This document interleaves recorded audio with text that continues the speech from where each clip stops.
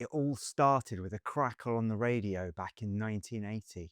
Tommy Vance, BBC One's Friday night rock show, Saxon, Wheels of Steel, blaring through the kitchen radio while we lined up HOOO airfix soldiers in the playroom next door. That was the beginning, the moment metal and miniatures fused in my brain and became one thing. And they've never really separated since.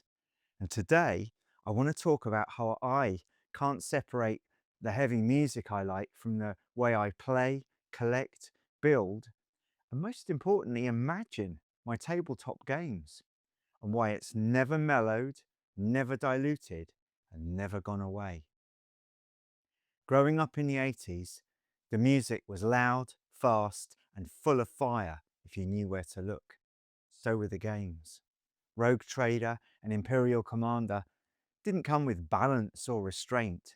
They came with orbital bombardments and insanity in the rule margins. While the mainstream were listening to Madonna and Rick Astley, we were painting skulls on tanks and listening to Deep Purple and Iron Maiden. The lyrics, vengeance, war, power, fate. They weren't far from the worlds we imagined. Sometimes I felt like I was really on the fringe. Hardly anyone I knew liked the games and the music as much as me, apart from my brother, my cousin, and a few close friends. And as the decade wore on, Slayer's Rain in Blood was practically a codex in itself. Man of War shouted about glory and steel, and we rolled our dice in Warhammer fantasy battles to defend our elven cities and dwarven mines from warp-spawned horrors and orcish hordes. Hawkwind occasionally gave us a respite from that intensity of thrash, but then there was Realm of Chaos, not just an album, a bolt thrower record commissioned by Games Workshop. Finally, the music matched the games. Forget listening to Star Wars or the Conan soundtrack while playing 40k. This wasn't coincidence. This was a cultural overlap. The music, the artwork, the attitude, it was all part of one great grimdark stew that I devoured with gusto. There's something about vinyl, just like there's something about those old metal Citadel miniatures, heavy, real, uncompromising. That's what metal always offered. When I cracked open that first Space Marine box set, it felt the same. Maybe tiny armies, big ambition, rules that assumed you were smart and a bit chaotic. This wasn't chess, this was war, and war finally had a proper soundtrack. And for me, that became Carcass, Sabbath, Anthrax, Metallica. The sounds were messy and visceral, so were the early games.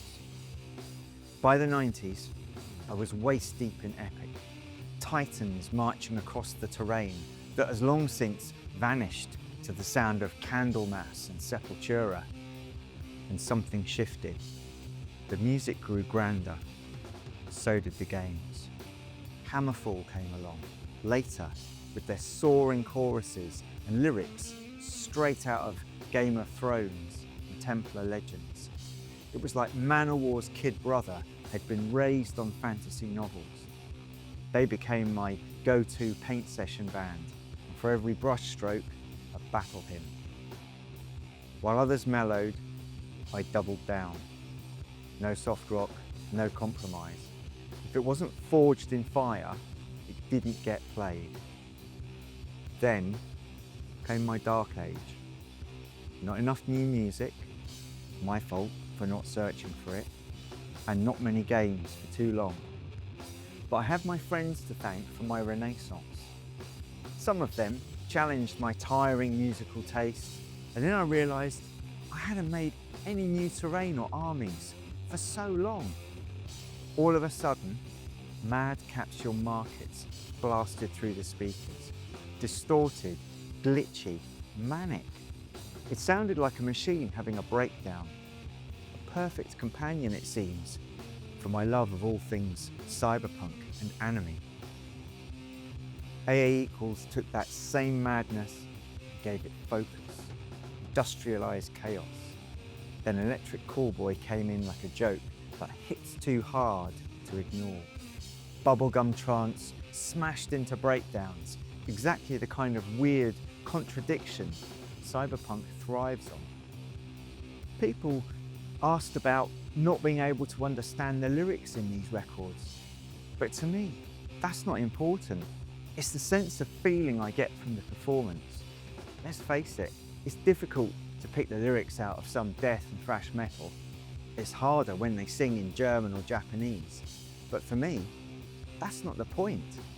It's like winning or losing in a war game. I'm into it for the experience, the journey, not the result or the specifics. And if you're wondering about the soundtrack I put to this video, I didn't want to get pinged for copyright. So it's a band called Hammermaid.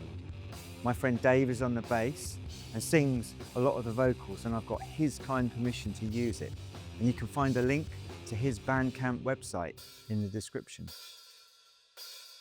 And as music has adapted, so did society's perception of the games. In fact, although it might have taken a generation to happen, tabletop gaming has finally hit the mainstream. We give Games Workshop a lot of stick for how much their games cost and how they frequently change their codexes to increase their share value. But we owe a lot to them for finally hauling tabletop gaming out of the shadows and into the spotlight. With Henry Cavill's help, of course. And for me, it's a shame heavy metal hasn't stayed in the mainstream as much as perhaps it was in the late 70s and 80s. But then a part of me rebels in how different I am to so many other people out there. And I've got this great sense of belonging to a different tribe to almost everyone else. And as the games evolve, so does the music. For me, lately, it's the British metalcore outfit Defects. I was fortunate enough to see them open one of the stages at the Slam Dunk Festival in Leeds just a couple of weeks ago. They were as heavy as a falling titan, vocals like chain blades hitting concrete. A brand new band for many, but the same old headbanging energy for me. This is what keeps me hooked. Not nostalgia, but evolution. The games change, new factions, new rule sets, new aesthetics, but my attitude, it stays the same. I'm not here to optimize a list and win a tournament. I'm here to tell stories that sound like Hammerfall lyrics and look like a bolt thrower cover. So much of this hobby is about roots. My roots are plastic airfix soldiers, those cheap 70s vac-formed terrain boards that we used to get, and the new wave of British heavy metal. I didn't mellow, and I expect I never will.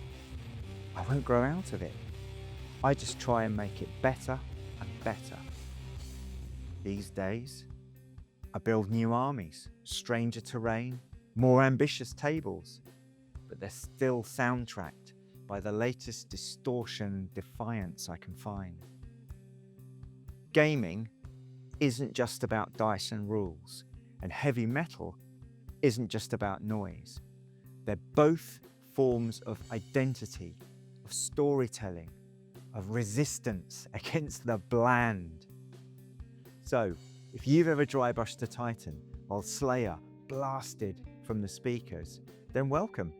This is our corner of the hobby. Loud, proud, unapologetically heavy. And if music had an influence on your tabletop gaming, or if you see a synergy between the lore of your chosen system and your favourite genre of music, please drop it in the comments. I expect we all have a lot to share in this respect. And if you're new, don't worry. Just crank up the volume to 11, grab some dice, and I'll see you on the battlefield.